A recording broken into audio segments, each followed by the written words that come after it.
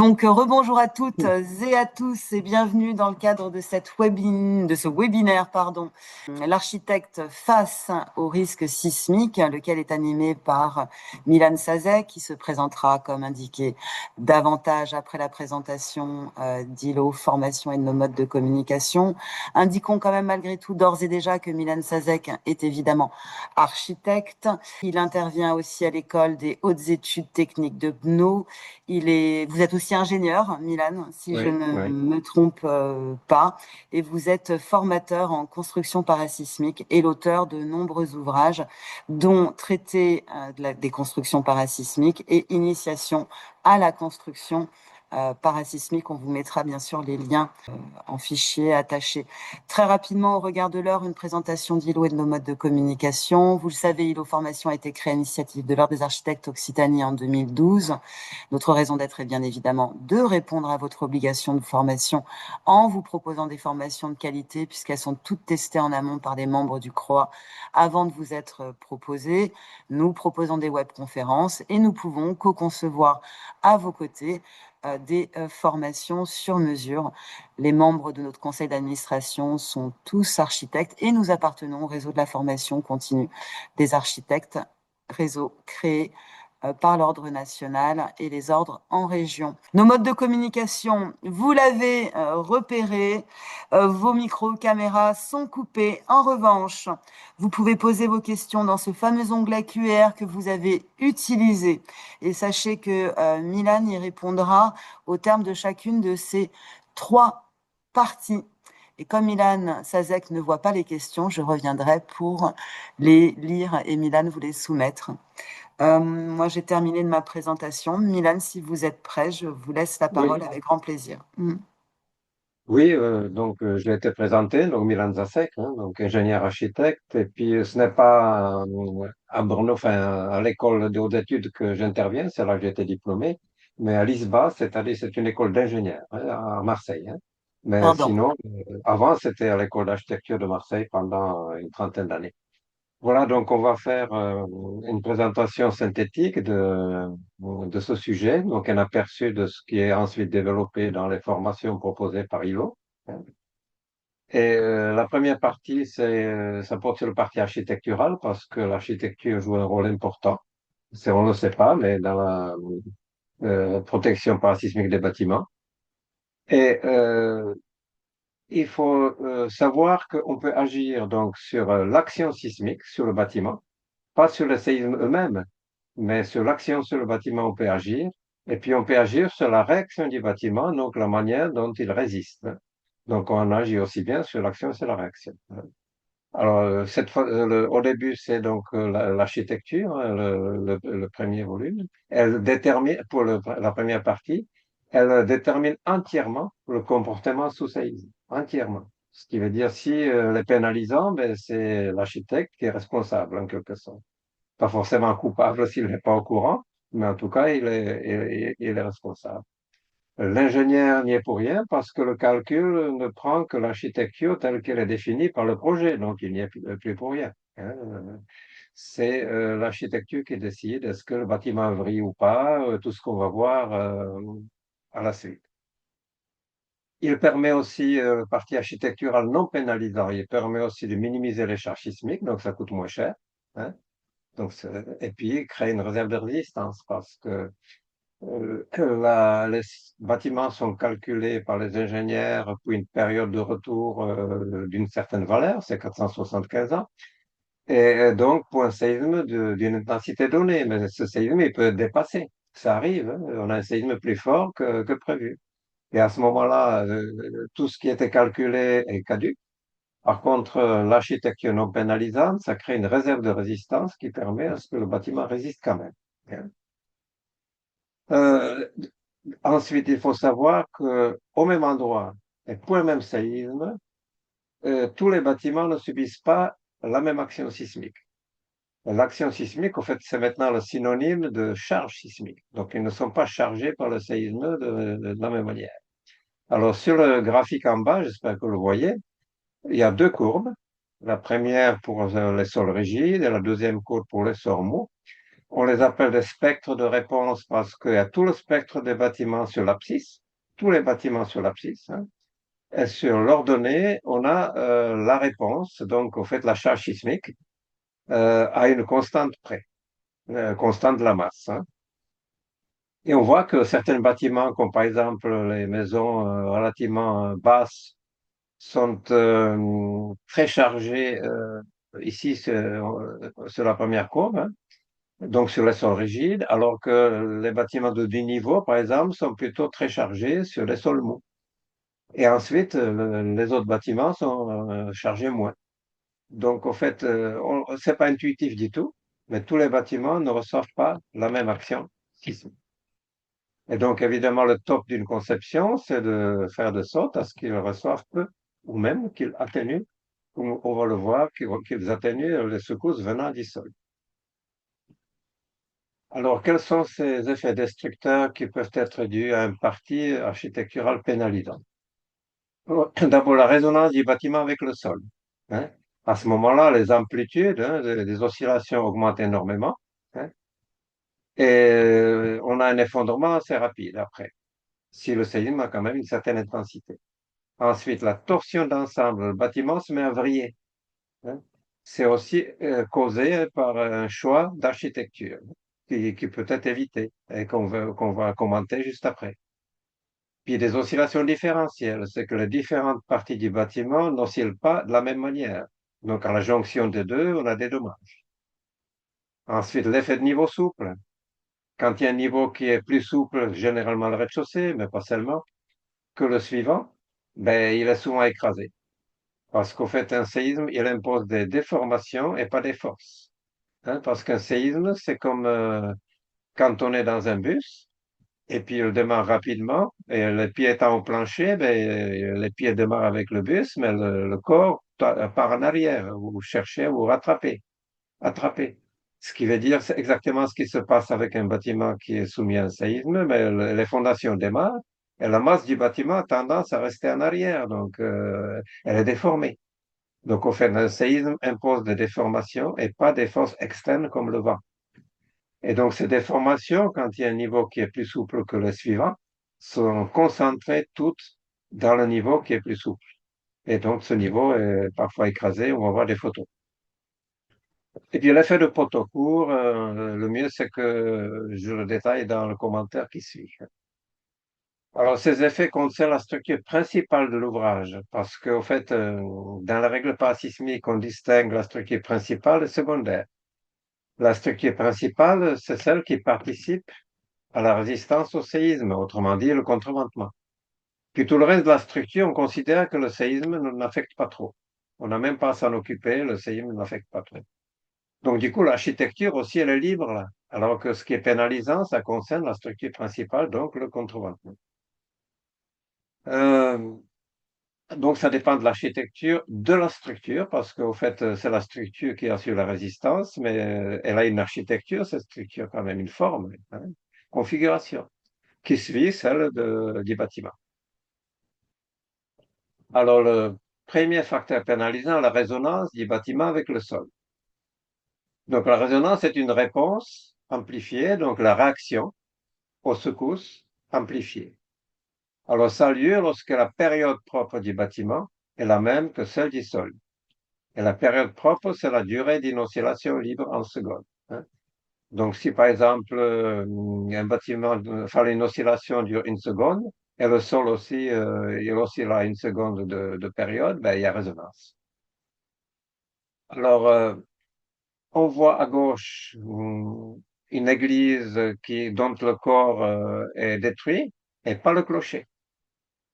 Et à droite, ensuite, on voit aussi une église qui a la même configuration, c'est-à-dire le corps de l'église et un clocher, et puis c'est l'inverse. C'est le clocher détruit, qui est détruit et pas le corps de l'église, hein. Mais quand on étudie la question, on s'aperçoit que la première église, elle est sur le rocher.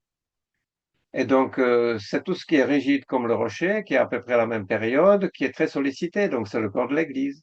Et puis là, c'est pas très sollicité, le clocher, parce que il est très loin de la période, sa période propre, elle est très loin de celle du sol.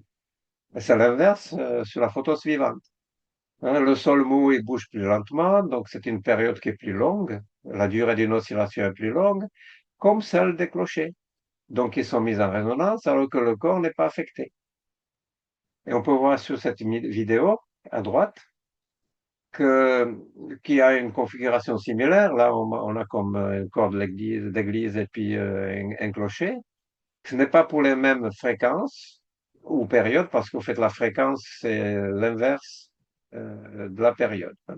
C'est un sur la période, hein. Des fois, on parle en fréquence, des fois, on parle en période. Alors, c'est une table vibrante dont on va augmenter la fréquence, hein, donc baisser la période, si vous voulez. Et on va voir que la résonance ne se fait pas pour les deux au même moment, pour la même fréquence, donc pour le même sol. Alors, regardez. Ici, pour cette fréquence-là ou pour cette période, c'est le bas qui est très déformé, qui est sollicité.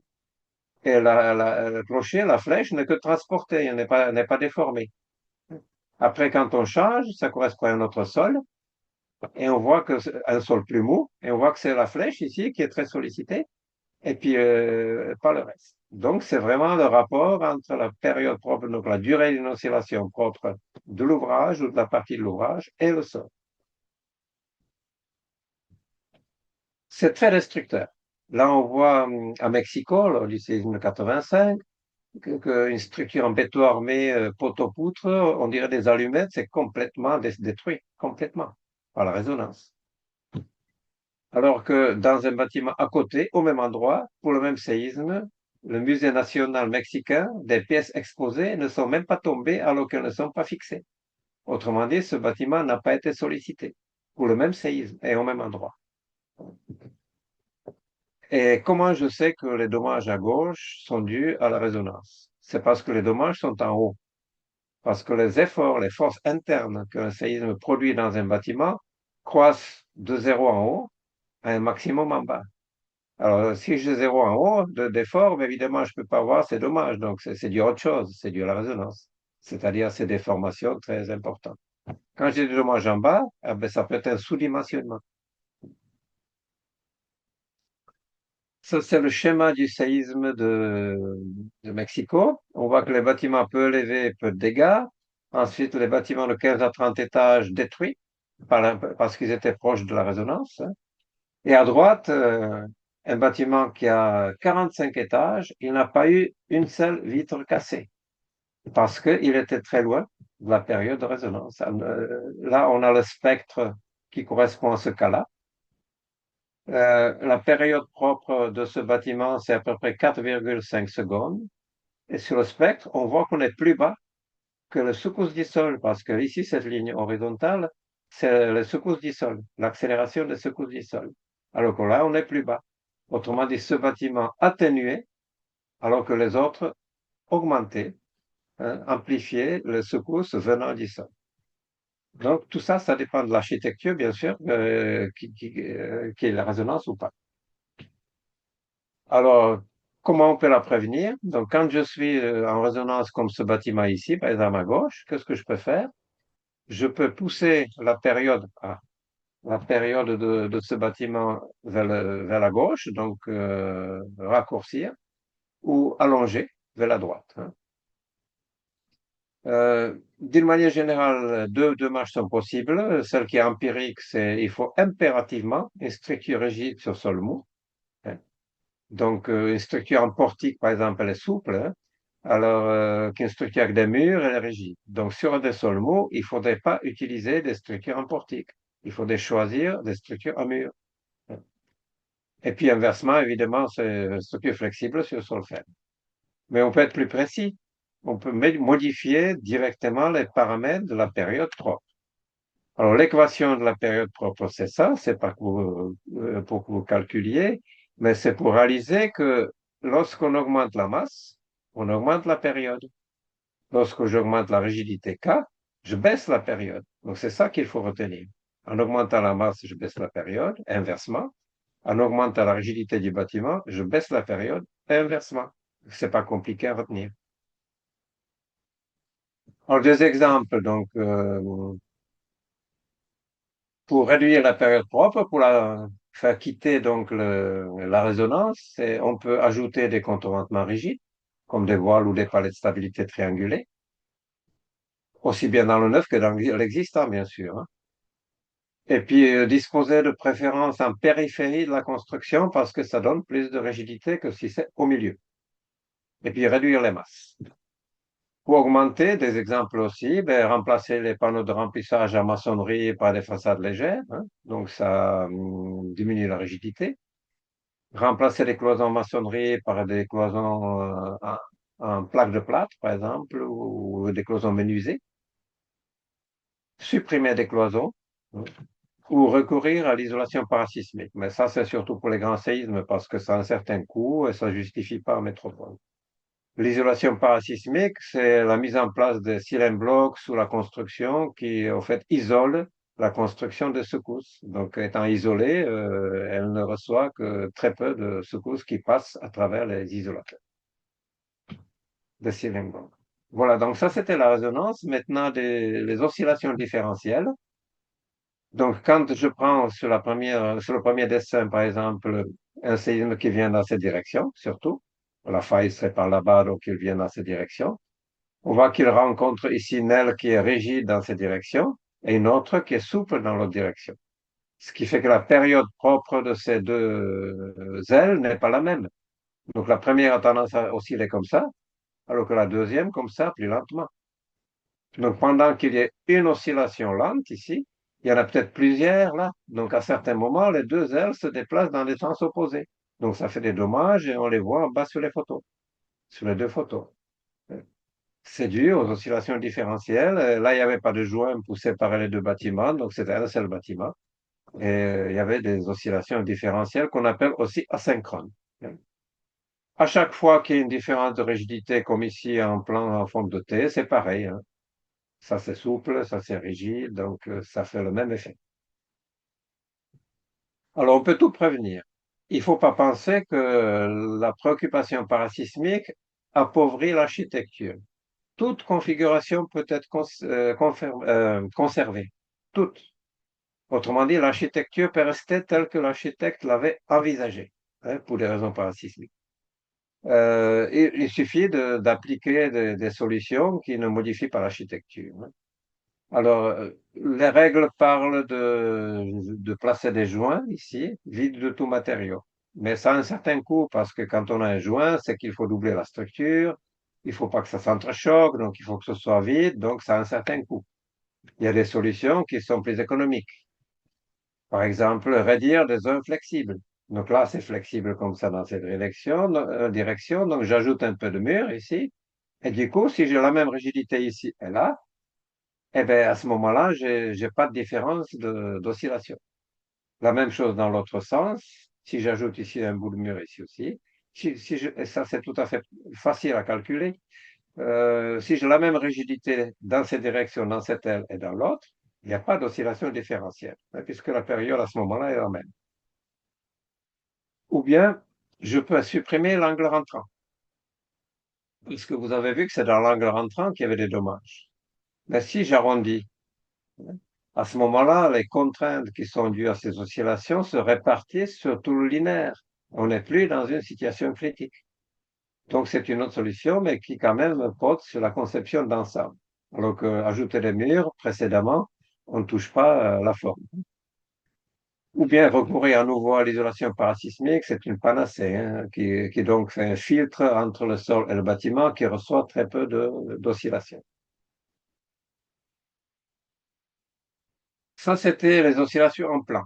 Mais quand j'ai des retraits en élévation, c'est pareil, hein. Là, j'ai une partie qui est plus flexible. En rez-de-chaussée, c'est plus rigide, hein. Donc là aussi, ça oscille plus lentement. Ici, là, ça oscille plus rapidement. Donc évidemment, les remèdes, c'est toujours les mêmes, hein, ou presque les mêmes. Donc intellectuellement, c'est très facile à se les rappeler si on veut être compétent en conception parasismique des bâtiments. On peut facilement apprendre ces quelques remèdes intellectuellement compréhensibles. Donc, soit à nouveau un joint, comme ça chacun oscille à sa manière, supprimer l'angle rentrant, jambe de force. Comme ça ne peut plus beaucoup osciller, donc ajouter des jambes de force. Ou bien limiter la différence de rigidité. Si j'ai ici un contreventement avec deux travées, si je mets deux travées aussi ici, grosso modo, c'est la même rigidité parce que c'est cette travée triangulée qui assure la rigidité. C'est pas les travées qui n'en ont pas. Donc, c'est quasiment la même rigidité partout. Et donc, du coup, il n'y a plus d'oscillation différentielle. Donc, c'est une solution pour la même forme, pour la même architecture. Ou bien toujours l'isolation parasismique, puisque c'est une panacée qui a un coût, mais qui est surtout utilisée aux Antilles, parce que c'est une zone très sismique, hein, les Antilles. Et ils ont peur, ils ont des séismes violents qui ont beaucoup détruit, donc ils ont peur, donc ils en mettent sous des écoles, sous des hôpitaux, alors qu'en métropole, évidemment, on est timoré parce que les séismes sont beaucoup plus faibles.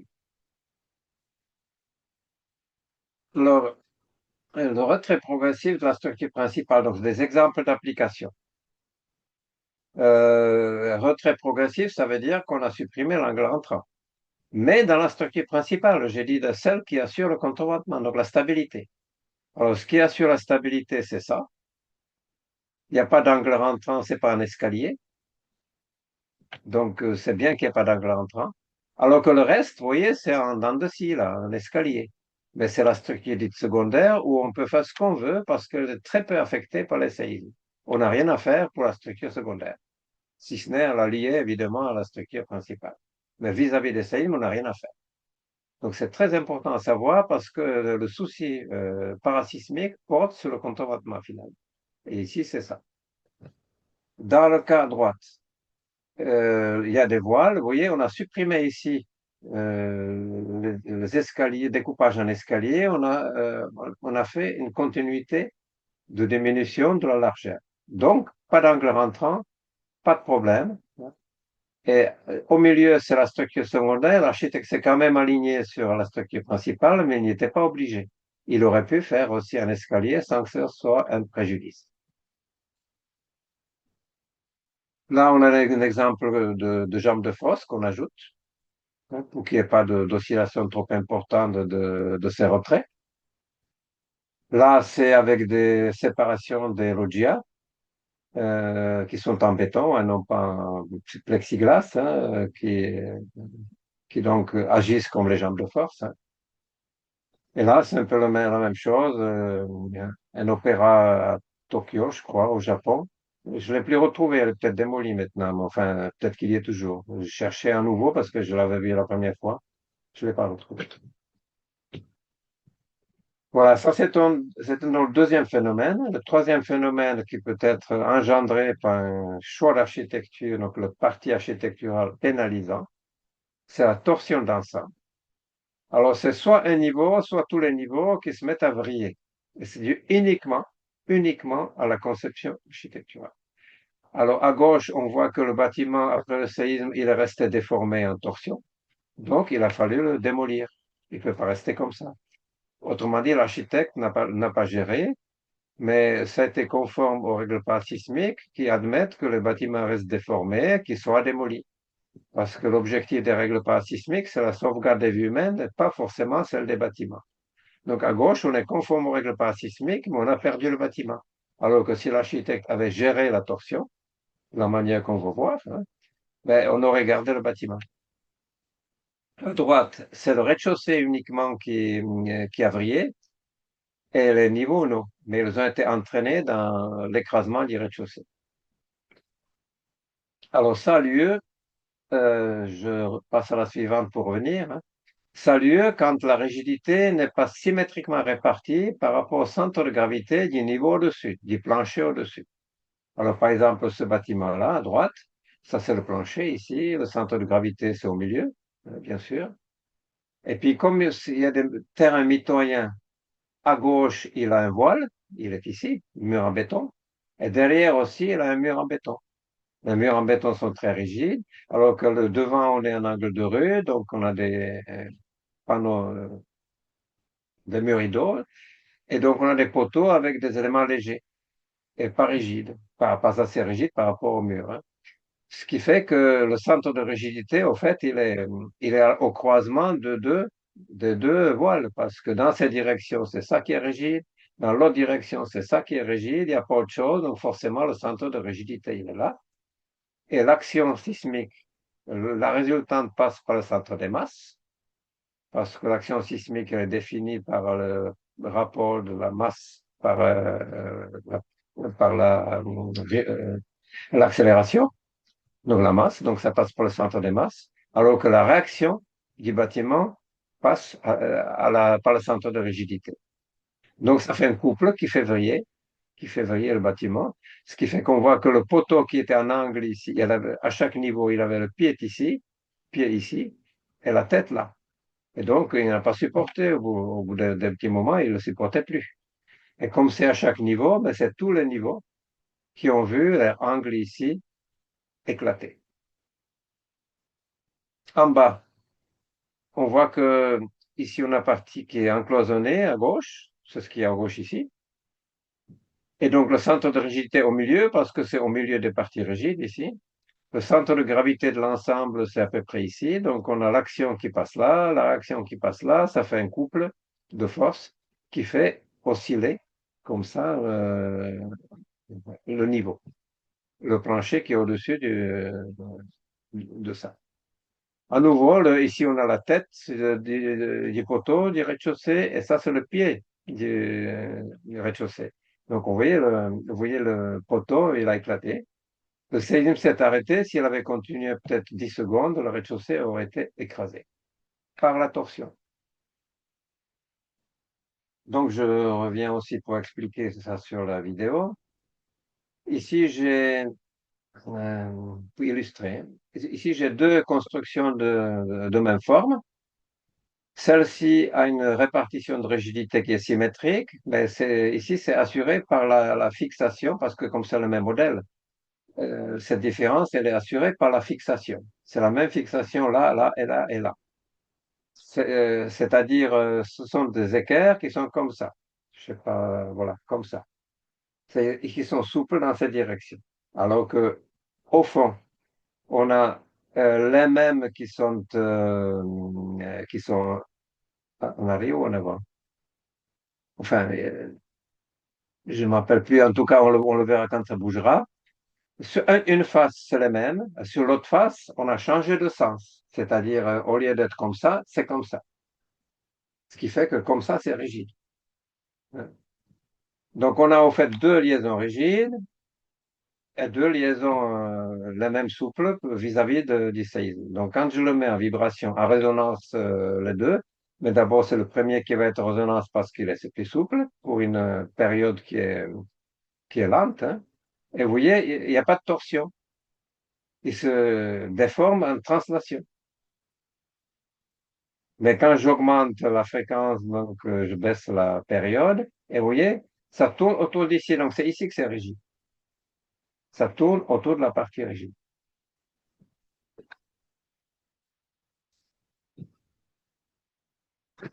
Alors là, c'est des bâtiments qui sont exposés à la torsion d'ensemble.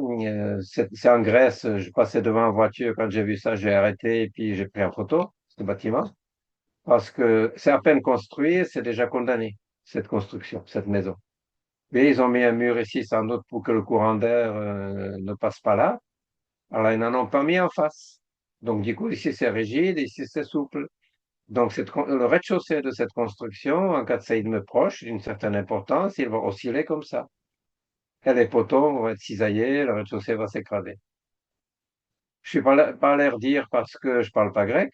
Et puis, sinon, j'avais peur de me faire jeter aussi, hein. Si je dis construction capote, on m'aurait peut-être jeté. Et en bas, c'est un peu la même configuration. Au fond, les deux côtés sont assez rigides et devant, c'est assez souple. Donc, c'est pareil, les poteaux devant pourraient être écrasés par la torsion. C'est le plancher au-dessus qui vrille, hein, qui entraîne ensuite le reste, tout ce qui le supporte. À droite, c'est suite au cours que l'école d'architecture de Marseille, où j'ai enseigné, a donné en Guadeloupe et en Martinique pour les architectes qui étaient très intéressés parce que très concernés. Alors, j'avais expliqué que la partie qui est encloisonnée, qui est ici, comporte un centre de rigidité, hein. Les autres poteaux du rez-de-chaussée ne sont même pas parasismiques, donc ils ne tiendront pas. Et ils risquent donc de céder. Et c'est une antenne d'un ministère. Et donc, j'explique que ce bâtiment, il est très vulnérable. Et c'est arrivé aux oreilles donc de l'administration qui a décidé à ce moment-là de délocaliser les services. Donc, le bâtiment, il est abandonné grâce à ces cours-là. Parce que c'est une épée de Damoclès, quand même. Alors, comment on peut gérer la torsion? Alors, par exemple, si j'ai ça à gauche, le centre de rigidité, il est là. C'est dans ces directions, il n'y a que ça qui est rigide. Dans l'autre direction, c'est ça et ça. Et du coup, entre cette ligne-là, le centre, il est ici. Un mur, il est 1000 fois plus rigide qu'un poteau. Donc, c'est même pas la peine de parler des poteaux. On ne parle que des murs. Alors, si j'ajoute un mur ici, j'ai le centre de gravité qui est confondu avec le centre de rigidité. Parce que dans la direction verticale, j'ai ça et ça qui est rigide, donc le centre de gravité, le centre de rigidité est au milieu ici. Dans l'autre direction, on a vu aussi qu'il est au milieu. Donc, au croisement de ces deux droites, le centre de rigidité, il est là. Donc, j'ai équilibré la rigidité du niveau. Là, si j'ai ce cas-là, j'ai d'abord ajouté ça et ça, mais ça m'a donné une distance trop importante, parce qu'on considère que si la distance dépasse 15% de la largeur, aussi bien dans cette direction que dans l'autre, mais dans l'autre, il n'y a pas d'excentricité.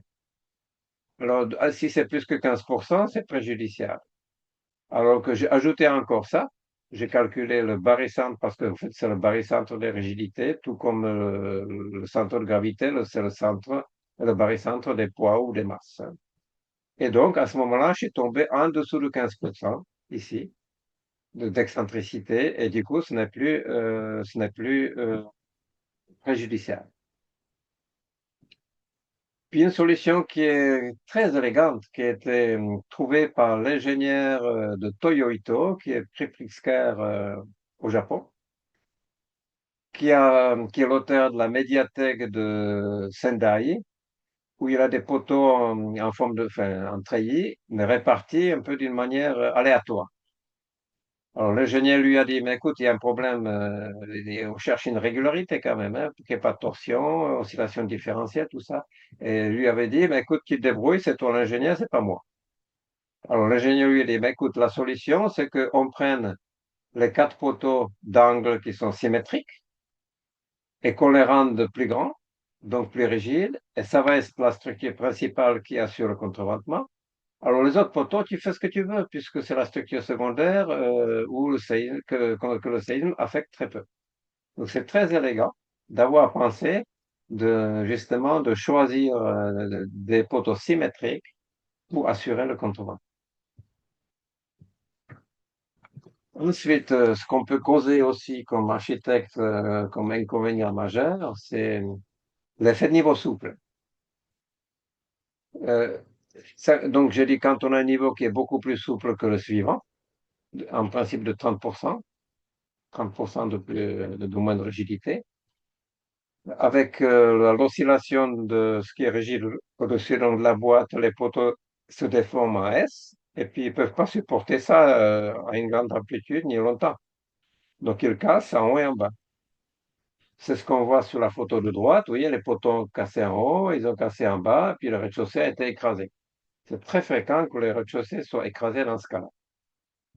On va voir sur la vidéo, toujours la même, table vibrante, que ce qui va se déformer, c'est le rez-de-chaussée, il va tout prendre, et l'étage que j'ai contreventé, il ne sera que déplacé. Et comme un séisme impose des déformations, s'il n'est pas déformé, c'est qu'il n'agit pas là-haut. Il agit là où il déforme. Alors, regardez, en bas c'est déformé, et en haut c'est pas déformé, c'est juste déplacé. Donc l'étage n'est pas sollicité. Là, on n'est plus en résonance, hein. Quand on n'est plus en résonance, on avait vu aussi à ce moment-là, on échappe aussi aux charges, hein. Alors voilà ce que ça donne en réalité. Oui, le rez-de-chaussée écrasé.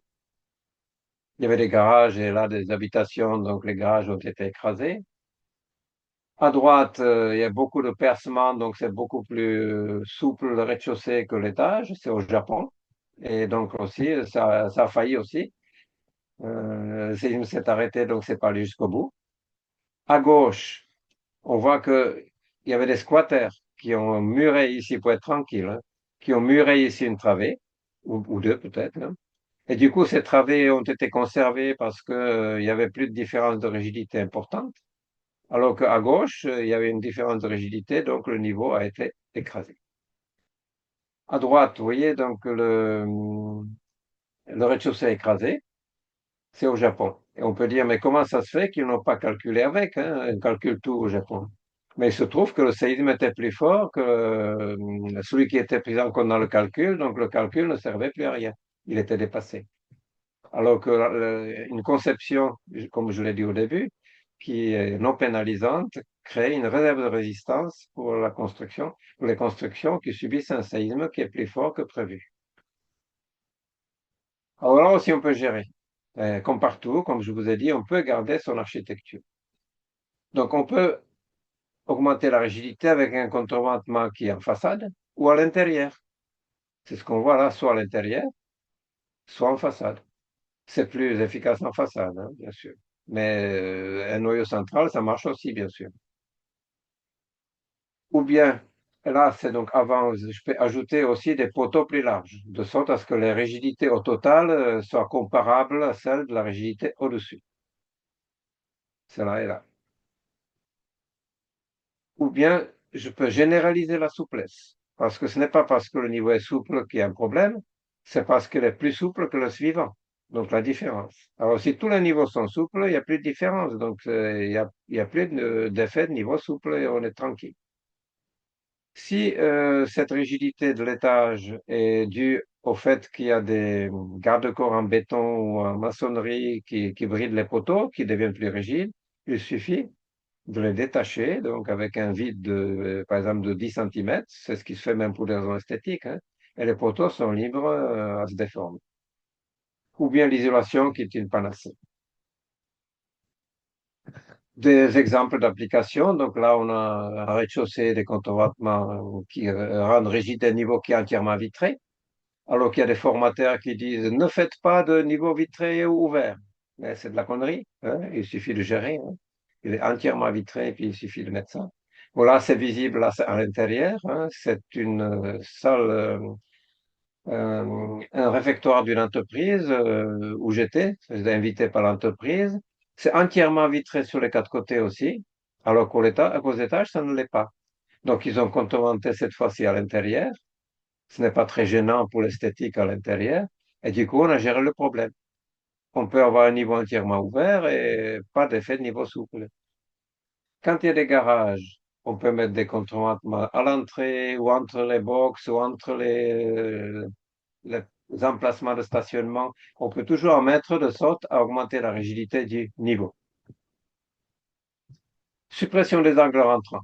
Toyo Ito, il a fait aussi la bibliothèque à Tokyo, celle-ci. Donc, il a supprimé les angles rentrants, il les a arrondis et il n'y a plus d'effet de niveau souple, hein. Alors que vous voyez, c'est tout vitré.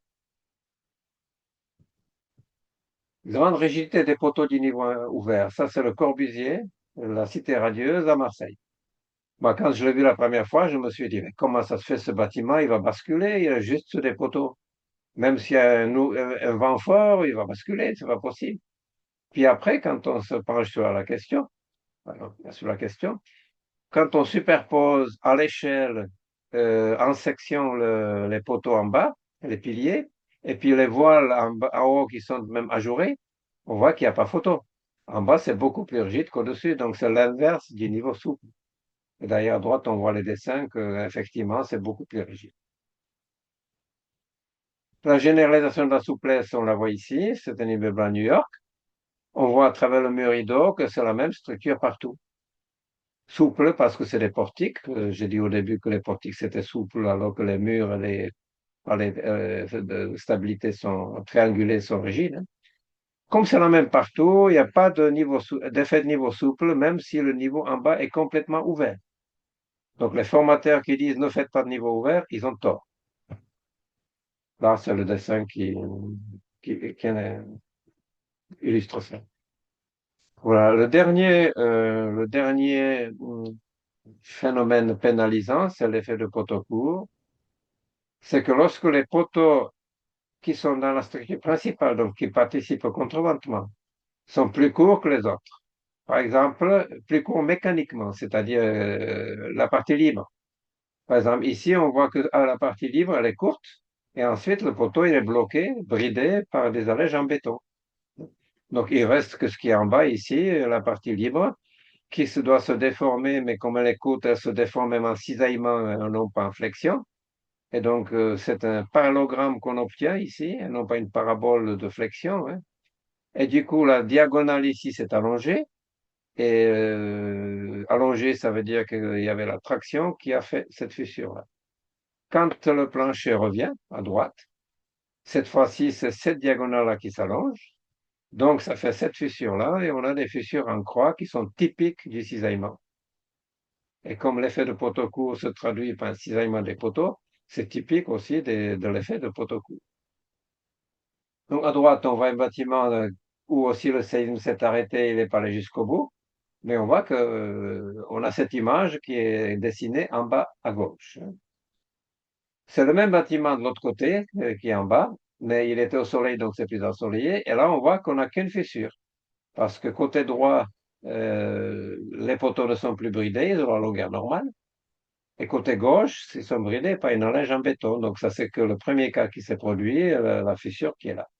Et le séisme s'est arrêté, bon, heureusement. Donc, les raisons, c'est quoi? C'est la faible déformabilité, parce qu'un séisme impose une déformation. Si elle ne peut pas être tolérée, ben, ça casse. Le comportement fragile, c'est-à-dire, c'est un terme d'ingénierie ou de mécanique. Ça veut dire qu'une fois que la charge sismique est maximale, enfin, que la résistance à la charge sismique maximale est atteinte, ça casse.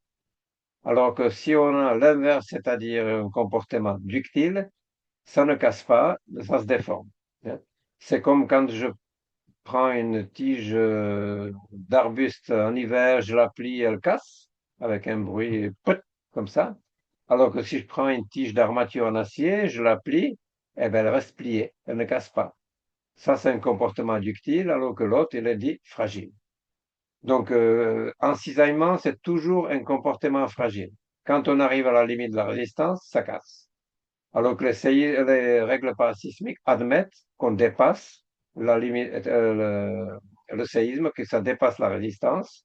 Et le remède, c'est justement cette recherche de déformation à la place de la rupture, dans les règles.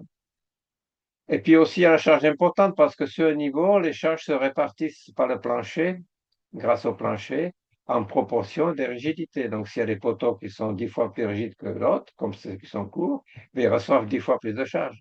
Donc, c'est une double peine. À la fois, ils ne sont pas capables de se déformer, à la fois, ils reçoivent plus de charge. Donc, l'effet de poteau court, il faut l'éviter dans le contournement, alors que le poteau court, on peut l'avoir quand ça agit, quand ça, ce n'est pas dit contournement. Alors là, à gauche, vous voyez, c'est allé jusqu'au bout.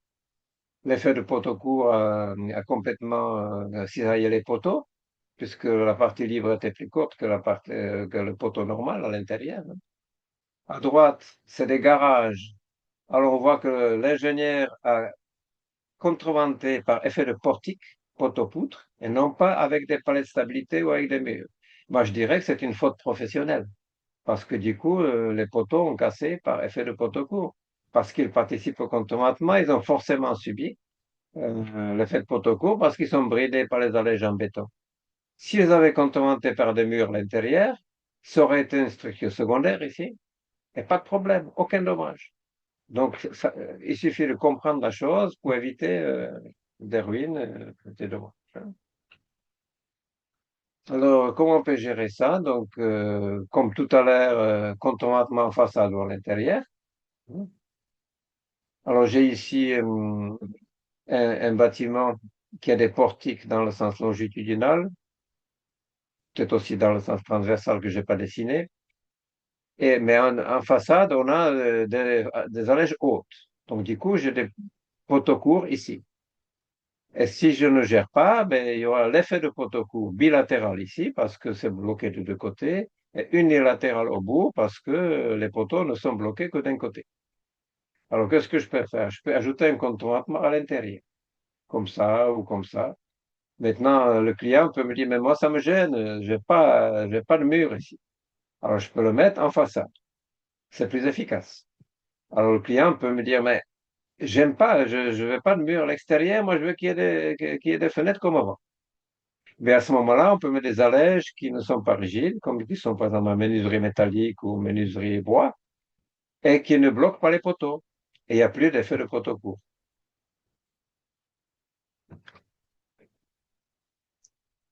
Ensuite, le cas des rampes portées par des poteaux. Là, c'est un parking à Los Angeles, parce que Northridge, c'est un quartier de Los Angeles, qui était à peine terminé et déjà détruit par un tremblement de terre. Il n'était pas encore en service parce que l'ingénieur a pris une mauvaise option. Et l'architecte aurait pu prendre aussi la bonne option lui-même, hein. Alors, ce qu'il a pris, c'est que comme c'est un parking à deux niveaux, ou trois, en tout cas, il faut des rampes pour monter d'un niveau à l'autre. Et l'ingénieur a fait porter la rampe, il a fait porter la rampe par des poteaux ici. Donc, du coup, c'est des poteaux courts.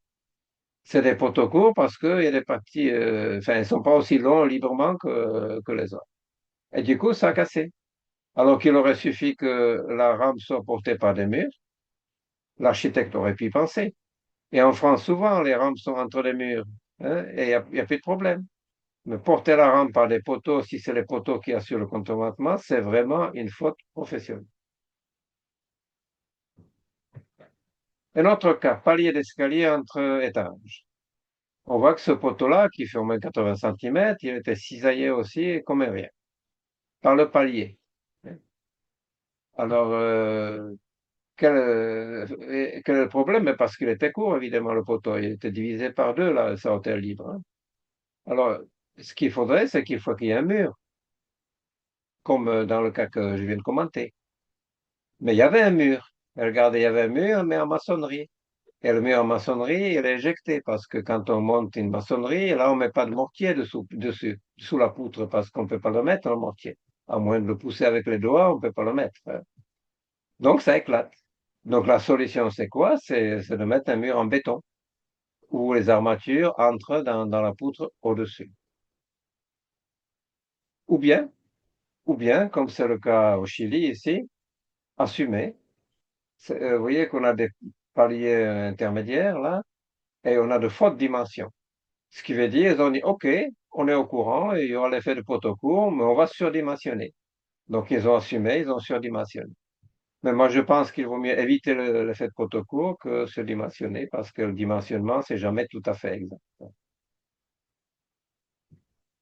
Et notre cas, le niveau décalé en hauteur, donc quand on a ce que vous voyez là, ben forcément, les poteaux au milieu, ils sont plus courts, donc ils subissent l'effet de poteau court, hein.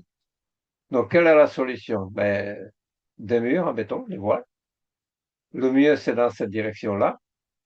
Et si ça peut être un voile qui n'est même pas armé, qui est juste branché. Mais là, à droite, enfin, au milieu, on peut avoir un mur aussi à ce moment-là, il faut un mur armé de face, hein, pas seulement branché, hein, qui résiste à l'effet de poteau-court. Ou bien fin juin, qui a des inconvénients puisque, il faut doubler la structure et puis il faut qu'il soit vide. Et le faire vide, c'est pas évident. En bas, c'est une photo, c'est un cas que j'ai photographié à Osaka, au Japon. C'est un garage où il y a demi-niveaux. Et je vois qu'ils ont mis ça. Autrement dit, dans cette direction, il y avait l'effet de poteau court parce que les poteaux sont très courts, mais c'est la palette de stabilité triangulée qui assure la rigidité, donc il n'y a plus d'effet de poteau court, ce n'est plus le poteau lui-même, hein, c'est toute la palette. Donc c'est une solution. Un autre cas, quand on a des palettes de stabilité triangulées, quand on a des contrefiches, c'est pas une bonne idée en construction parasismique parce que ça fait un poteau court qu'on voit ici. Ça, c'est même interdit par l'Eurocode, hein, d'avoir ce contournement au celui-là, parce que ça amène des forces au milieu des poteaux. Donc, poteau court. À droite, il faut faire attention pour que l'assemblage ne soit pas trop haut, parce que souvent les entreprises ont tendance à les décaler parce que c'est plus facile que de faire tout en bas, mais ça peut créer un effet de poteau court. Voilà la première partie. Alors, je ne sais pas si vous avez des questions pour cette première partie. C'est, Oui, Milan, merci pour cette première partie particulièrement détaillée. Un grand, grand merci. Et d'ailleurs, votre expertise a été saluée par deux fois. Alors, il y a une question d'Isabelle, mais peut-être que je ne la comprends pas. D'ailleurs, Isabelle, si vous pouvez la préciser. Isabelle écrit questionnement d'ordre administratif plus que technique. Cependant, il se pose à bon nombre d'entre nous en zone 3 et au-delà la contrainte de la PSM 13 lors du dépôt de PC en maison individuelle et qui impose également une attestation de fin de travaux. Donc, c'est pas véritablement une question, c'est une remarque. oui, c'est ce qui est demandé par l'administration. Enfin, ça change rien à ce que je viens de dire, c'est qu'il vaut mieux faire un projet qui est parasismique. Ouais. Et après, ça passe ou ça passe pas administrativement ce qu'on propose, mais en fait, je dis comment il faut faire. Oui, c'est ça. Oui, c'était très, très, très détaillé. N'hésitez pas, là, Milan Sazek a terminé sa première partie, à lui poser des questions. C'est le moment. Même si Milan, vous étiez particulièrement, votre présentation était très, très, très détaillée et tellement claire que potentiellement, il peut ne pas y avoir de questions. OK. Et vous êtes Ben, remercié. je continue sur la deuxième partie. Donc, la première, c'était l'action sismique sur l'ouvrage. Et donc, l'architecte joue sur l'action sismique pour la réduire, pour éviter la pénalisation. Maintenant, on va voir la réaction du bâtiment. Comment augmenter la capacité du bâtiment à résister.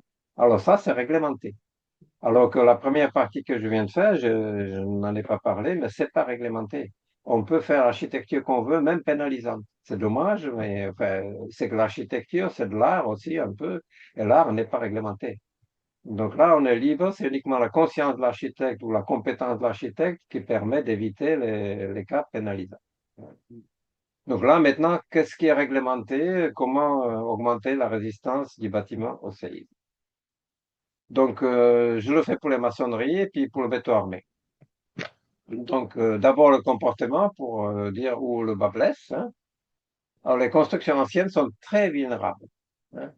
Elles peuvent s'effondrer, mais pour la magnitude 4, hein. En France métropolitaine, on peut avoir une magnitude 6 ou 6,2, alors qu'en 4, déjà, ces bâtiments peuvent s'effondrer, hein. Et il faut savoir que la puissance du séisme double tous les 0,2 en termes de magnitude. Donc, entre 6 et 6,2, le séisme est deux fois plus fort, hein. Parce que il y a deux fois plus d'énergie qui est injectée dans la construction, c'est l'énergie qui le fait osciller. C'est pas des forces externes, je dis qu'il n'y en avait pas.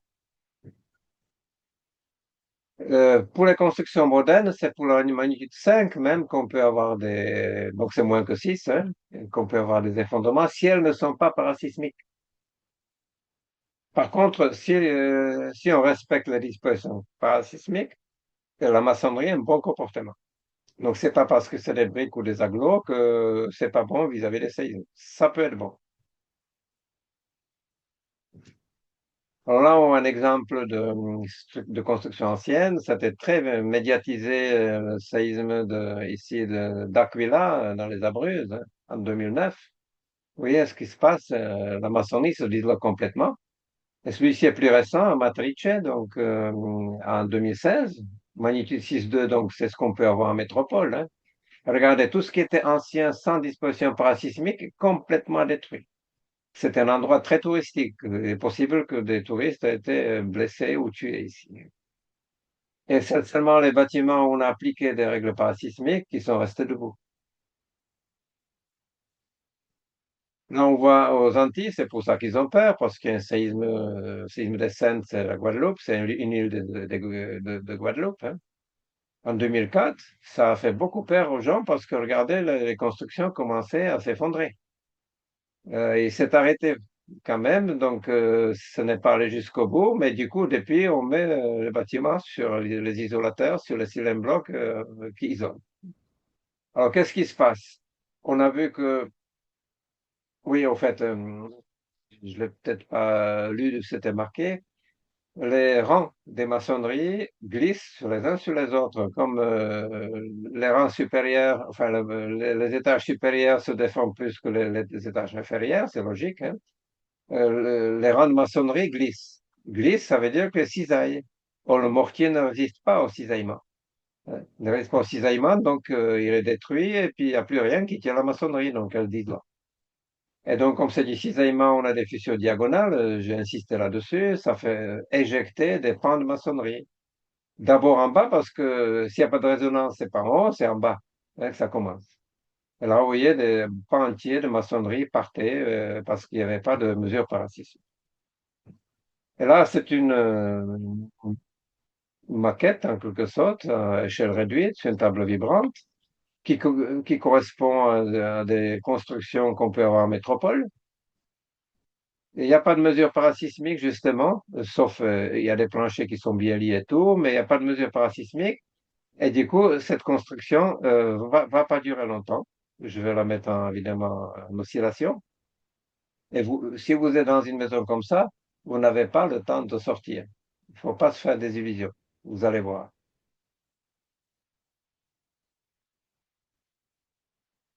Ça commence, et voilà, ici, ça cisaille, là aussi, passer en bas. Vous n'avez pas le temps de sortir. Donc, c'est très dangereux. On a intérêt à renforcer les constructions en maçonnerie existantes et après, ça devient de bonnes constructions. Alors, c'est quoi la bonne construction en maçonnerie? Vous avez vu que les pans de maçonnerie étaient éjectés. Donc, la solution, c'est d'empêcher à ce qu'ils soient éjectés, qu'ils restent en place. Qu'ils soient fissurés, c'est pas un problème. Les maçonneries fissurent toujours quand il y a un tremblement de terre. C'est pas un problème. Ce qui est un problème, c'est quand ils sont éjectés, ces pans de maçonnerie. Donc, il faut les confiner. Confiner sur les quatre côtés, donc bordés, confinés, par des chaînages verticaux, horizontaux. Quand le mur est long, donc même tous les 5 mètres, il faut le raidir avec un chaînage vertical ici. Mais il ne faut pas qu'évidemment que ces panneaux soient percés. Donc celui-ci n'est pas percé, ce trumeau, donc il participe au contournement. C'est pour ça qu'il est foncé. Celui-ci est en blanc parce qu'il est percé par cette fenêtre-là, donc il ne participe pas à la stabilité. Et c'est pas assez large ici pour que ça participe à la stabilité. Donc tout ce qui est blanc, ça participe pas, et tout ce qui est marron, ça participe. Et si tout partout c'est confiné, comme vous voyez, eh bien ça suffit pour que la construction soit une bonne construction résistante au séisme. Il faut que les planchers constituent des diaphragmes, donc ça, je le détaille dans les formations auxquelles vous pouvez vous inscrire. Là, on n'a pas le temps aujourd'hui. Les toitures aussi, donc ça, je ne détaille pas maintenant. Mais il faut que les armatures de séchaînage soient ancrées dans les fondations ici. C'est pour ça que ça descend jusqu'aux fondations. Donc, on a des chaînages ici de couronnement, au-dessus des garde-corps, au niveau de chaque plancher et au niveau des fondations si on dépasse 1 mètre en dessous du plancher du rez-de-chaussée. En dessous, on tolère qu'il n'y ait pas de chaînage. On estime que le chaînage qui est là, qu'il a un effet là, ce qui n'est pas forcément vrai, mais enfin, la règle estime que oui. Verticalement, où est-ce qu'il faut mettre les chaînages? Surtout bordé, donc on a vu confiner les panneaux de contreventement. Donc ici, un panneau, donc il est bordé de deux, confiné. Là aussi, bordé, partout. Ensuite, au croisement des murs. Par exemple, ici, on croise des murs, donc il y a un chaînage. Maintenant, les rocos allégés. Avant, il fallait à tout croisement avoir un chaînage. Maintenant, si on est à moins d'1 m 10 ou 20 ou 50, ça dépend des règles qu'on utilise, de ce chaînage-là, on n'a plus obligation d'en mettre là, mais de toute façon, pour croiser les murs, le maçon, il va mettre un chaînage, ce qui est bien mieux. Voilà, donc c'est placé à chaque fois. Et puis là, il y en a un au milieu parce que ça fait plus que 5 mètres. Donc, c'est pas compliqué. Il faut confiner. Là, on voit une application. Vous voyez, ici, on a confiné. On aurait pu mettre ce mur ici, ce chaînage-là, on aurait un mur plus long. Mais il ne le savait pas, le maçon. Donc, il a perdu ça. Il a perdu ça dans le contournement parce que comme c'est percé, ça ne participe pas au contournement. Parce que la diagonale, justement, qui se produit, ben, elle passe par le trou, hein. Mais de toute façon, ça n'a pas porté à conséquence parce que, vous voyez, même les deux panneaux ici, ça suffit. Donc, même si c'est pas plus large, c'est pas grave, mais il aurait pu quand même gagner un peu plus.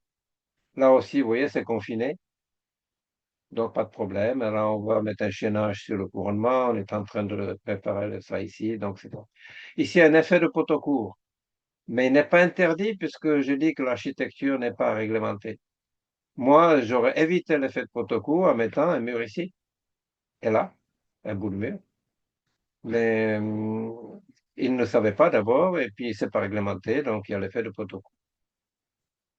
Ce qui est important, même vital, c'est que le chaînage soit monté, coulé après le montage de la maçonnerie, pour qu'il y ait une bonne adhérence. Parce que si c'est à l'inverse, la maçonnerie est éjectée. On a vu déjà la maçonnerie éjectée avec le cas de l'escalier. Donc il faut toujours que, que le chaînage soit coulé après. Là, on voit des malfaçons. Je l'ai pris en Croatie quand j'étais en vacances là-bas. C'est des maisons qui sont pas encore terminées et là aussi déjà condamnées.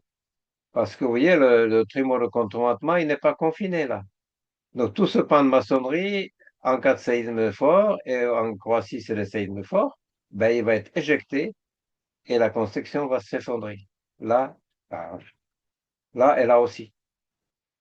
Donc c'est des malfaçons graves. Ce qui veut dire que c'est pas un ingénieur qui s'est occupé de ça. Ils ont donné ça à un entrepreneur qui a construit comme dans le passé, comme toujours, sans le savoir. Mais ici aussi, à droite, c'est toujours la Croatie. Vous voyez, les trumeaux ne sont pas. D'ailleurs, chaînage à gauche vertical, parce qu'on voit que c'est des blocs d'une autre couleur, donc ils ont coulé ça dans des alvéoles. Mais ici, il n'y en a pas. Donc c'est pareil, cette construction est vouée à s'effondrer. C'est un pays très sismique, hein, la Croatie. Les Balkans, c'est très sismique. La Croatie, la Serbie, la Turquie, la Grèce, l'Albanie, tout ça, c'est très sismique. Bon, il faut que l'armature des chaînages soit continue. C'est comme un tonneau, si vous coupez le cerce, ben, elle ne sert plus. Donc là, c'est comme un chaînage. Si c'est coupé là, ben, ce n'est plus un chaînage. Là, ils ont laissé durcir le béton, donc il n'y a plus de continuité. Donc ça, il faut le démolir et mettre ici des pièces de continuité qu'on verra en dessin maintenant. Là aussi, c'est à démolir ça. Si vous voyez ça, il faut le démolir. Bon, quand on a ici un pignon, donc on peut diviser par deux le nombre de barres et la section. Là, il y avait un chaînage correct, et puis le charpentier est arrivé, il a coupé le chaînage pour placer des pannes. Là, on voit le détail, il allait mettre des pannes, donc c'est criminel en quelque sorte. Donc, au frais du charpentier, il faut tout casser et il faut refaire le chaînage. Si vous voyez ça, vous le faites casser. Hein. Là aussi, le charpentier, il a interrompu le chaînage, donc ça va pas. Là aussi. Donc, comment il faut faire? Il faut fixer les pièces de charpente contre le chaînage. Là aussi, contre le chaînage. Et non, il ne faut pas le couper. Maintenant, si on veut dépasser pour avoir un auvent ou quelque chose comme ça, à ce moment-là, il faut le mettre au-dessus du chaînage et fixer d'en haut sur le chaînage. Voilà comment on assure la continuité. On met des boucles, par exemple, qui ont un recouvrement avec les cages d'armature de 60 diamètres.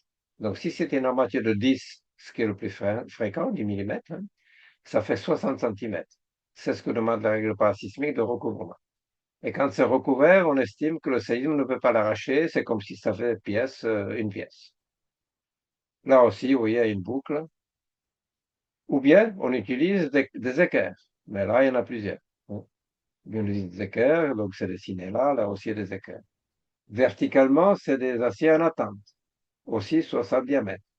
Donc là aussi, la cage d'armature, voilà, et un recouvrement de 60 centimètres. Donc ça assure la continuité mécanique du chaînage qui n'est pas interrompue. Voilà, aussi en élévation, même si on est tout à fait en haut, ben là, il faut replier. Il faut replier les armatures pour la continuité. Là, on voit des photos, donc là, on voit des boucles. Il en faut évidemment dans la nappe supérieure, dans la nappe inférieure, et dans les deux directions.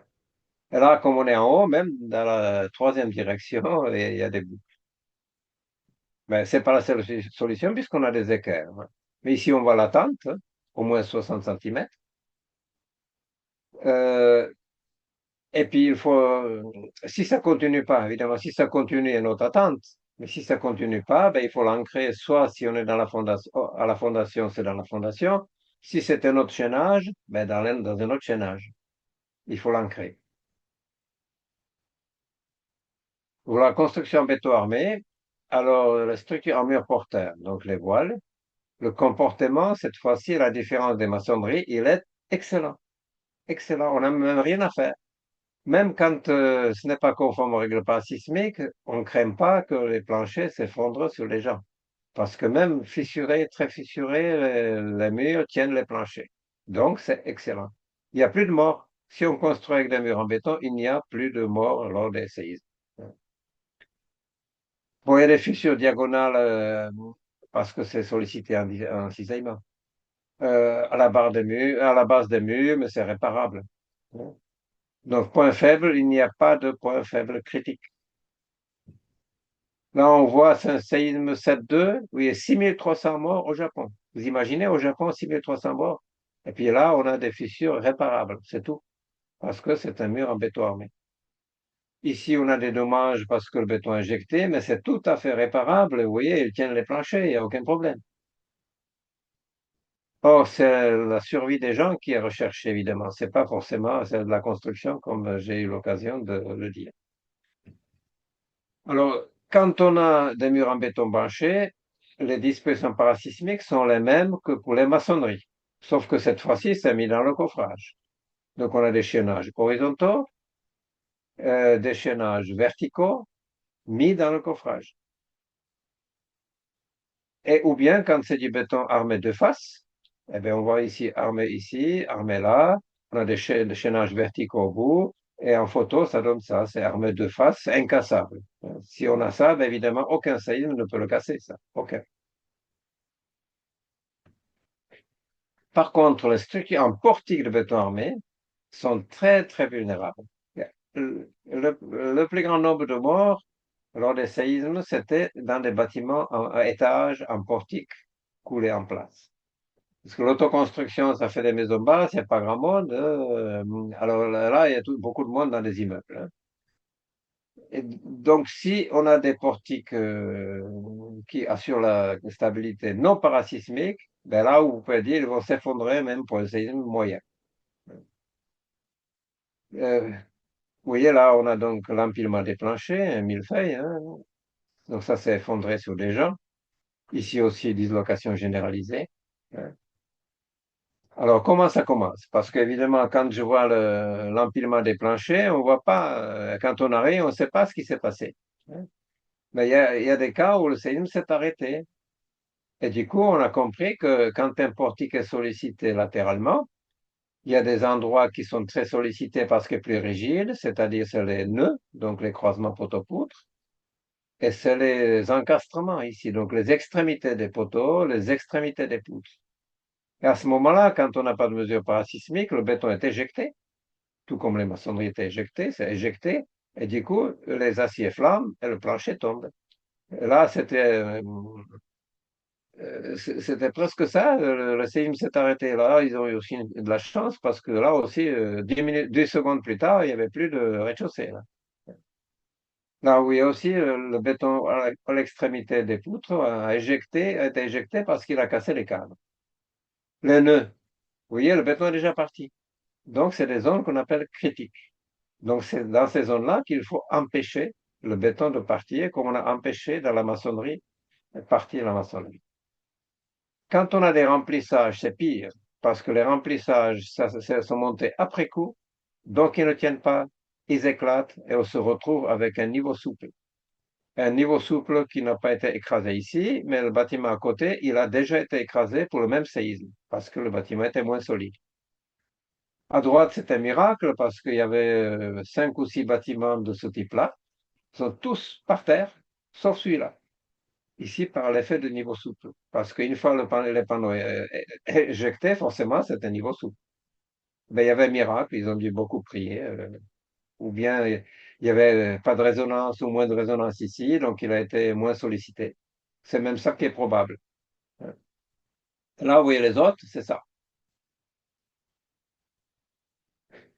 Bon, les dispositions constructives parasismiques, il faut empêcher donc le béton de partir, donc il faut confiner à nouveau, hein, les zones critiques, et donc il faut rapprocher les cadres pour que le béton n'ait pas la place pour être éjecté. Il faut les rapprocher. Les règles parasismiques disent à combien il faut les mettre, hein. Et là, on le voyait, en photo, là, c'est rapproché, donc le béton ne peut plus être éjecté parce qu'il n'y a plus de place pour qu'il soit éjecté. Mais aussi, il faut que les barres soient maintenues individuellement. Donc là, vous voyez à gauche ce que ça donne, le poteau, les barres sont maintenues individuellement. Euh, Normalement, c'est les zones critiques uniquement qui sont confinées, et là, c'est confiné jusqu'en haut.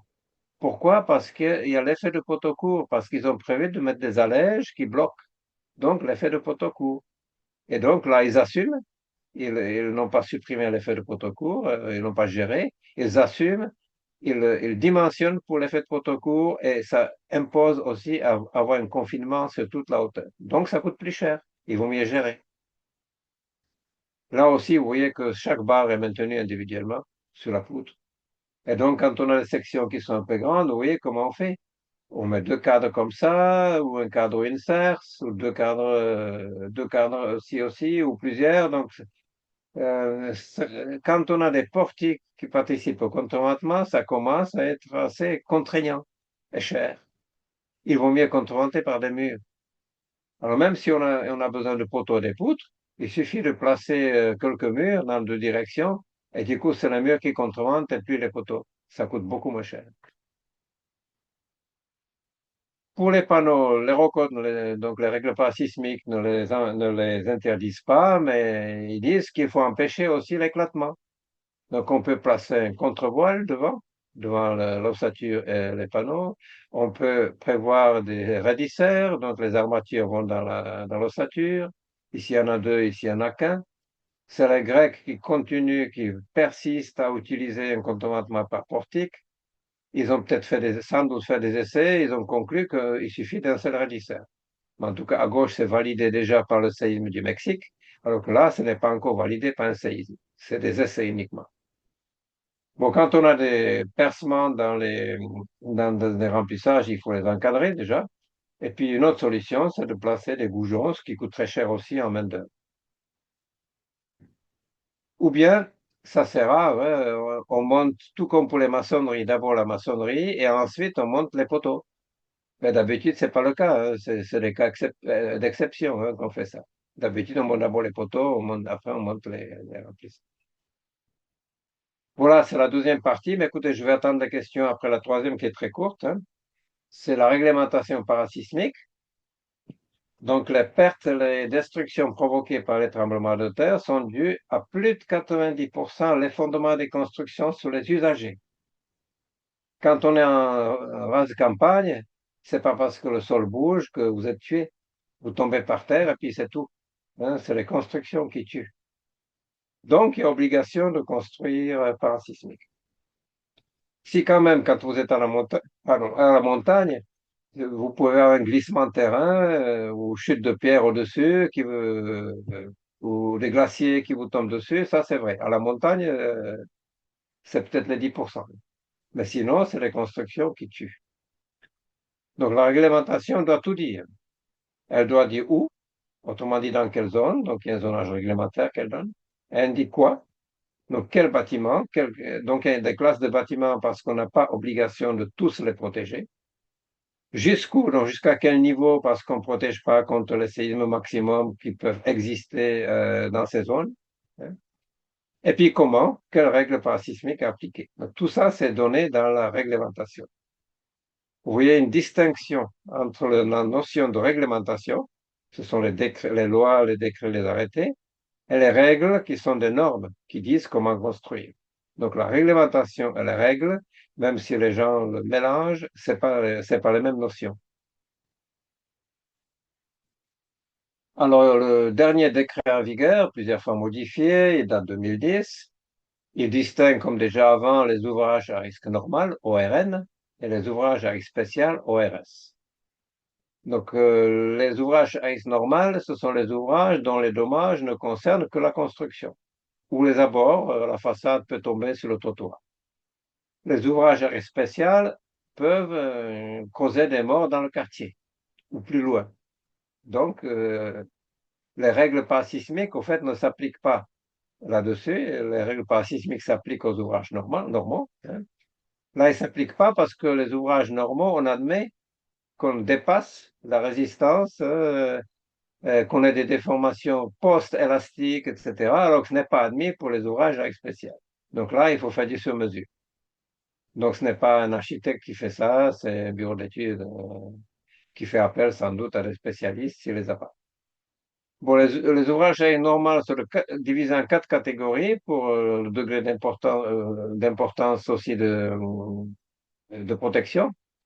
Les ouvrages à risque spécial, ce sont les installations classées pour l'environnement, ICPE, donc les usines chimiques.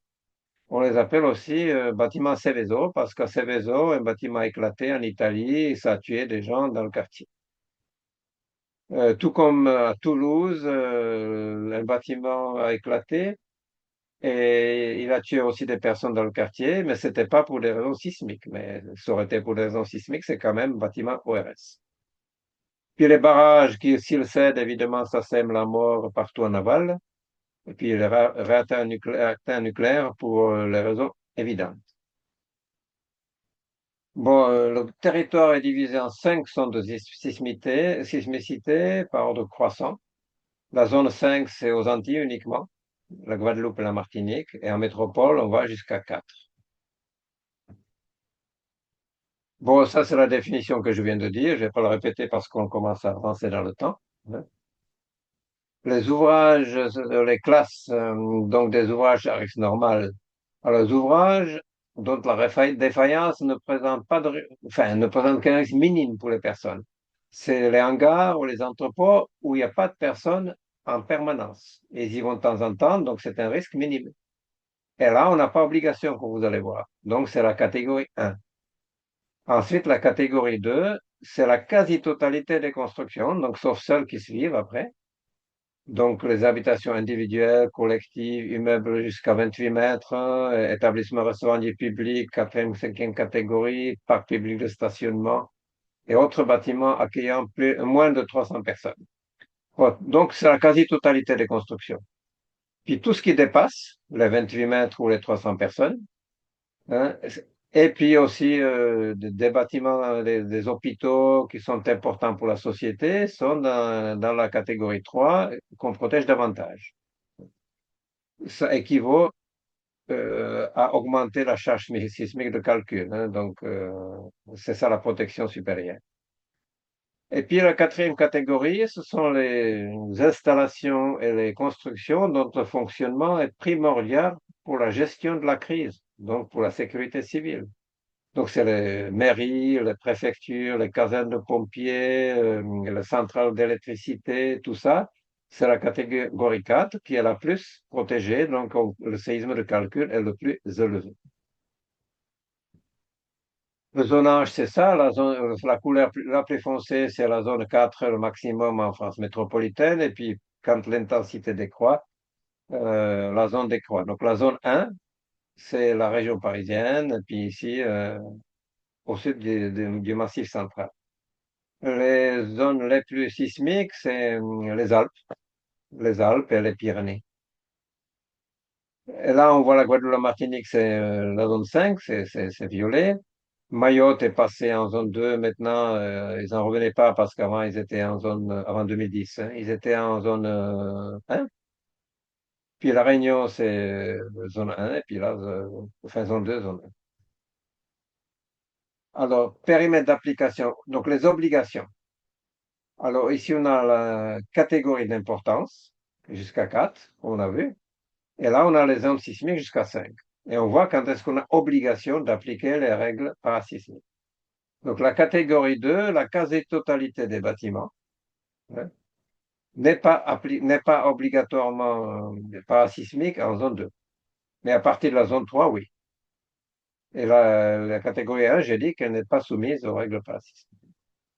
Et puis, pour l'existant, même ici, il n'y a pas obligation en zone 2 pour la catégorie 3. voilà les obligations. Donc là, j'ai terminé l'exposé. Je vous signale pour ceux qui souhaitent avoir un manuel synthétique rapide, je publie une initiation à la construction parasismique où il y a juste l'énoncé des problèmes et les solutions, dont celle dont j'ai parlé pour l'architecture aussi, surtout, et puis pour celle dont j'ai parlé pour la construction. Non, je ne noie pas du tout les gens par des détails ou quoi, c'est on cherche le problème et on a tout de suite la solution. J'ai aussi publié un traité qui est tout aussi synthétique, sauf que maintenant tous les chapitres sont traités, tous. Hein. Donc la conception architecturale est détaillée, la construction est détaillée, mais toujours les chapitres sont synthétiques. Je n'aurai pas avec donc avec des détails superflus. Voilà. Donc je vous remercie pour votre attention et puis je suis prêt à répondre évidemment si vous avez encore des questions. Milan, merci, merci beaucoup et grandement. Encore une fois, c'était particulièrement détaillé et très clair, très, très clair et passionnant, bien sûr, de la réflexion. Où tout est davantage développé et avec la même clarté. Comment, Milan, vous disiez? Il faut s'inscrire donc aux formations. Absolument, c'est ce que On j'allais. acquiert une compétence qu'on peut faire valoir ensuite auprès des promoteurs. Absolument, c'est ce que j'allais dire. Et c'est pour ça que je disais que j'avais eu quand même des messages de la part de 5, 6 personnes qui indiquaient que leurs collaborateurs, collaboratrices seraient fortement intéressés. Sachez évidemment que Milan Sazek intervient pour ILO en formation à distance. À la fois, des dates sont programmées et je vous enverrai le programme et les dates qui sont déjà positionnées en 2025, mais aussi en 2026. Et par ailleurs, s'il y a une demande de formation en ATRA au sein des agences, vous n'hésitez pas à nous contacter. Et comme Ilan, vous voyez pas les remerciements, sachez qu'ils sont nombreux dans l'onglet Ça fait plaisir. Q&R. Effectivement, c'était d'une limpidité exemplaire et passionnant. Et vous avez donné à voir tous les détails et une grande Oui, partie de vos c'est des années d'enseignement parce qu'en fait, c'est pas parce qu'on est dans un bureau d'études qu'on peut d'emblée comme ça faire quelque chose qui est clair. Oui, Généralement, ils se noient dans des détails, ils se mettent pas à la place de l'auditeur, etc. Donc, oui. heureusement, j'ai fait 30 ans d'enseignement qui m'ont permis de peaufiner la pédagogie. Absolument. Ça se voit et ça se sent. Et la grande expertise en plus. Et tenir l'auditoire. Oui, vous êtes grandement, grandement remercié. Est-il prévu? Ah, s'il y a une question de la part de David, Milan, je la découvre à peine, hein, elle vient d'arriver. Est-il prévu par le gouvernement ou autre des mises à jour réglementaires suite au changement climatique, RGA, etc. Non. Intervenir sur l'existant n'est pas obligatoire, c'est facultatif, d'une manière générale. Hmm. Par contre, si on fait des modifications, si on fait des travaux, à partir de certains travaux, il y a obligation. Hmm. Alors, au départ, il n'y a pas d'obligation parce que l'État se dit sans doute que s'il rend obligatoire la mise à niveau parasismique des maisons, il faudrait que le subventionne parce que les gens n'ont pas forcément de l'argent. Hmm. Par contre, lorsqu'on fait des travaux, l'État se dit, ah bon, vous faites des travaux, donc vous avez de l'argent. Et à ce moment-là, pour certains travaux qui portent à la stabilité, ben, il oblige à appliquer la règle parasismique sur l'existant. D'accord. Merci Milan. Jérôme Montément, qui avait participé à une de vos formations avec les architectes de l'urgence, vous remercie grandement et vous dit que vous êtes toujours aussi clair. Voilà, on se rejoint. Expertise. Ah, Ok. vous êtes grandement, grandement remercié. Je suis navrée que vous ne puissiez pas voir l'ensemble des remerciements. Bon Ah, mais sens, c'est pas grave, clarté. vous me l'avez transmis, ça fait plaisir. Bah oui, et des solutions particulièrement innovantes viennent d'être énoncées. Ok. Milan, est-ce que vous voulez en dire davantage à propos de la formation que vous avez animée en une ou deux phrases, hein, pas davantage? Mais là, évidemment, je développe davantage ce que j'ai montré, mais je parle aussi de d'autres systèmes constructifs, pas seulement ce qu'on a vu, aussi les systèmes potodales. Je parle des constructions en bois, le neuf, et puis aussi un chapitre sur l'existant. Comment Ouais, intervenir sur l'existant pour le rendre parasismique. C'est beaucoup plus large. oui, Je tout n'ai pas à pu fait. introduire ici parce qu'on avait une heure, hein, que j'ai dépassé. Absolument. C'est de la sensibilisation et de l'information et Ouais. non de la formation, au sens où on Ouais. développe Et des puis l'existant, capacités. il n'y a pas grand monde qui en parle d'existant, parce que c'est pas en lisant les règles parasismiques qu'on sait ce qu'il faut faire pour l'existant. Là, il Mm. faut être guidé quand même un peu. Donc, c'est important de suivre une formation pour l'existant. Milan, une autre question. J'ai des problèmes de vue, il faut absolument que je me mette des lunettes. À mon âge, ce serait quand même bien. Euh, et quoi doit-on renforcer? Que devons-nous renforcer dans les bâtiments existants? Ouais, ce serait ça. Mm. Ben, on avait vu où le bas blesse pour les maçonneries et pour les portiques en béton armé. Mm. Donc, pour les maçonneries, il faut ajouter des chaînages. Mm. Donc, ce confinement qui est vital, il faut l'ajouter dans les Mm. maçonneries. Puis, il Mm. faut ajouter ce qu'on appelle des diaphragmes, dont je n'ai pas parlé. Ça fait partie du contreventement horizontal. Ouais. Et puis, pour les murs en béton armé, on n'est pas obligé d'y toucher parce que c'est déjà parasismique. Et pour les portiques, il faut aussi les confiner. On peut projeter du béton, il faut ajouter des aciers dans les zones critiques. Ça devient très cher tout de suite. Donc, la solution, c'est peut-être d'ajouter des murs qui assurent le contournement à la place des portiques et on économise tous les renforcements des portiques qu'on aurait fait autrement. Mm. Voilà. Merci Milan. Une question d'Agnès aussi. Quelle serait la spécificité de la construction bois en une phrase, deux phrases? Eh ben, la spécificité. Oui, c'est vrai que chaque technologie a sa spécificité. Mais la construction en bois, il y a aussi des systèmes. Donc, le système en panneau mur ossature bois, là aussi, comme les murs en ossature bois, c'est déjà parasismique si on a respecté les normes habituelles. Donc, là aussi, il n'y a plus de mots. C'est parce que c'est des murs. Et c'est parce que les murs portent les planchers, même s'ils sont abîmés, fissurés. Donc, ça, c'est pour la construction MOB, mur à ossature bois. Pour les Mm. portiques, là, c'est pas pareil. Au Japon, j'ai dit qu'il y avait 6300 morts, mais c'était surtout dans les maisons en bois. Parce que au Japon, on construit en poteau et poutres, et c'est pas contreventé, parce qu'au fait, c'est des portes coulissantes qui mettent des parois coulissantes avec du papier riz, entre un quadrillage de petits profilés. Et là, donc, ces maisons s'effondrent. Donc, cette fois-ci, l'approche parasismique, elle consiste à contreventer correctement ces poteaux et les poutres. Et puis, à nouveau, ajouter des diaphragmes, à contreventer la toiture, à tout ce que je n'ai pas traité aujourd'hui, faute de temps.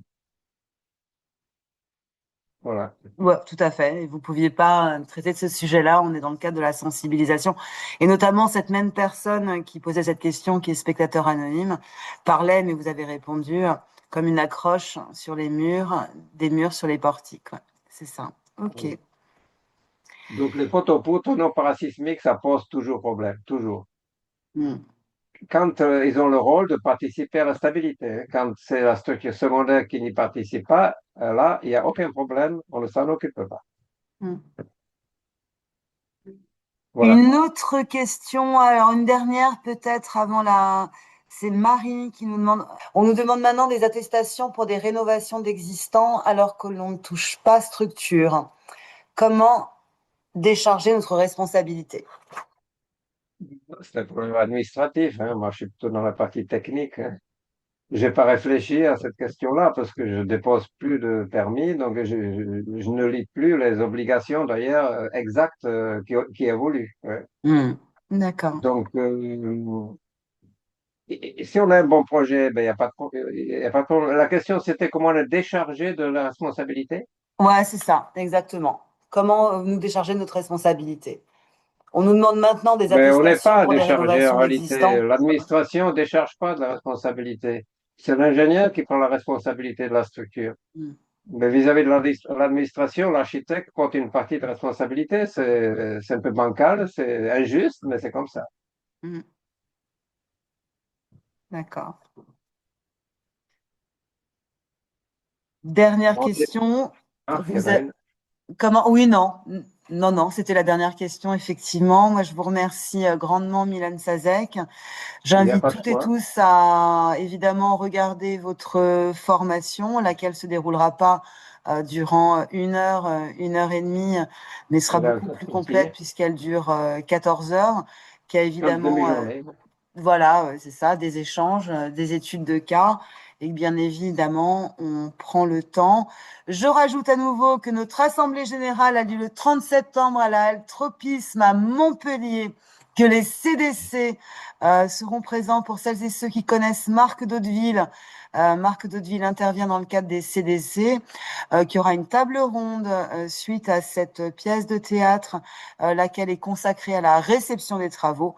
Et évidemment, nous festoirons ensemble autour d'un apéro dînatoire. Voilà, les places sont limitées. Je le redis, on dirait un grand moment de publicité, Milan. Vous m'excusez, Non, c'est pas j'en grave. suis navrée, mais c'est un OK. grand moment festif, évidemment, pour nous et les adhérentes et les adhérents. Je vous remercie grandement, Milan. Jean, je vous envoie le lien replay dès que je le peux dans 10 jours et les dates des formations conçues et animées par Milan Sazek, je pense, dès demain. Qui pourront avoir lieu, j'espère, parce que je viens d'avoir une annulation de l'Ordre des architectes de Franche-Comté. Il n'y avait pas assez d'inscrits.